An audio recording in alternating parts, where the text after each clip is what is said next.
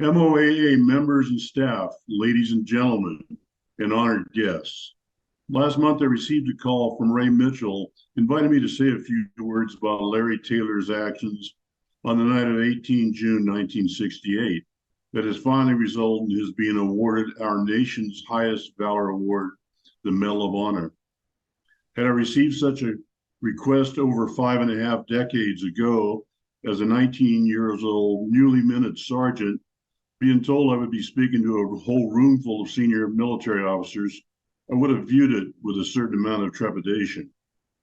However, I know the MOAA, having had the distinct honor and privilege of working with some of your esteemed members, including Generals B.B. Bell and William Raines, Admiral Noah Long, and Lieutenant Colonels Carl Poston and Ray Atkins, among others, during the past 6+ years in our combined effort to secure for my understandably favorite officer, Captain Larry Taylor, the Medal of Honor he so richly deserves.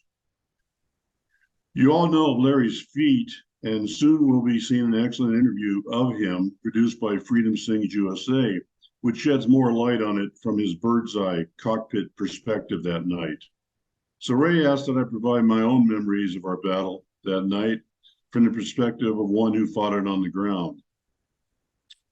I am sadly the sole remaining member of the 4-man 1st Infantry Division, known as the Big Red One, Long Range Patrol LRRP team, radio call sign Wildcat 2, whose lives Captain Taylor most definitely saved on the night of 18 June 1968. Our team's close ties to Captain Taylor started well before that, however. Indeed, he had helped we and our other LRRP teams and our unit on many previous occasions in many previous gunfights. Our long-range patrol mission that day started as most before it. The mission was to be an area recon, in this case, to find and report on any enemy base areas or troops moving through that zone. In addition, should the right opportunity present itself, we might also conduct an ambush of a small enemy unit. Our team that night and our order of march was comprised of team leader Paul Elsner, followed by Radioman Gerald Patty of Maryville, Tennessee, our M79 Grenadier Billy Kahn, and then me, the assistant team leader, as well as the rear security and tail gunner. The short of it was, after full darkness, while moving into our final ambush overwatch position, we evidently were sneaky and stealthy enough to get into a North Vietnamese Army NVA staging area, but not to get out. Elsner was carrying a Starlight night vision scope and halting the team and scanning around our position. He can now see approximately 2 platoons of NVA on 3 sides of us. They were not deployed tactically as they were apparently relaxing before proceeding on their own mission. So he motioned for us to quietly retrace our route back to a tree line in which we had awaited full darkness a few minutes before. I was now the point man and quickly moved out.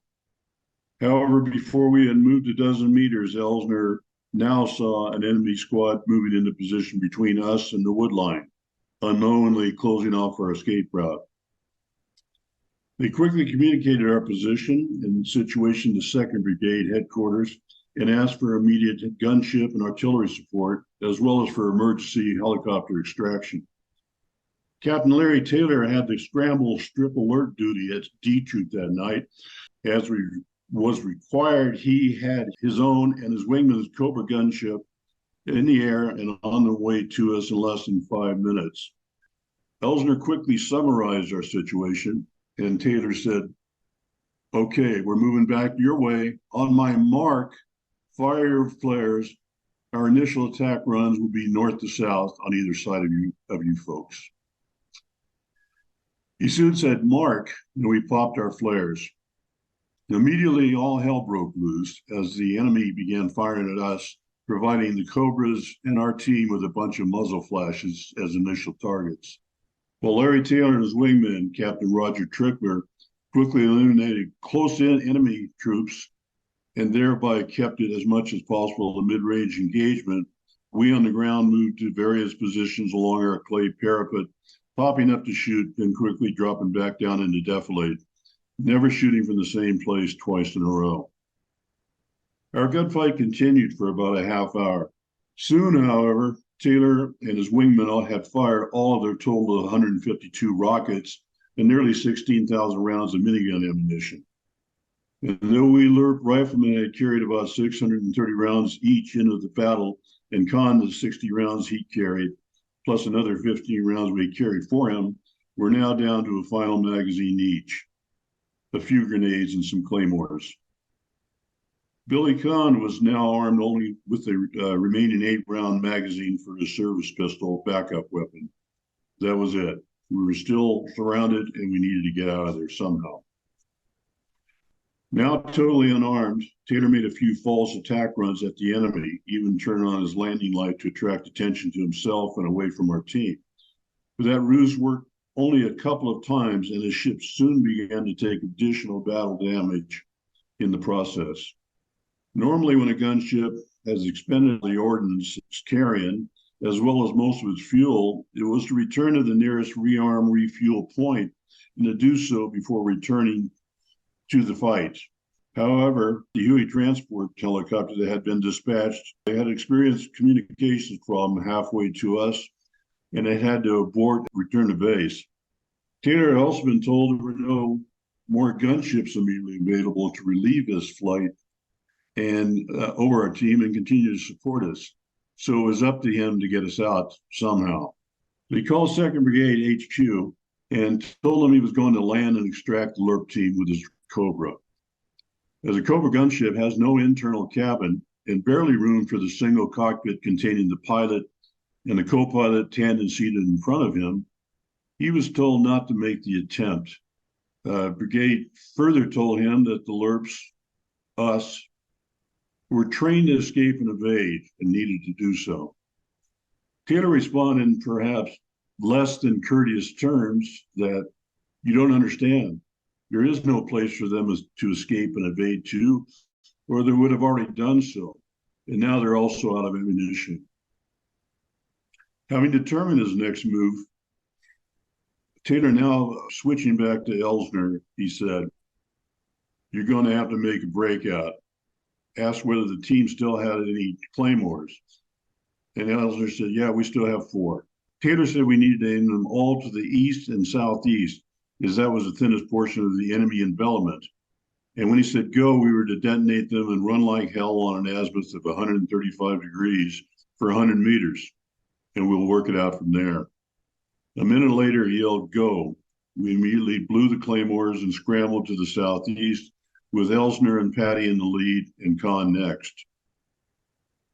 Having no more ammunition, but still nearly a dozen frag grenades, I followed them in my role as rear security, stopping a few times to throw any of my grenades behind and to the sides as they ran to catch up with the rest of the team.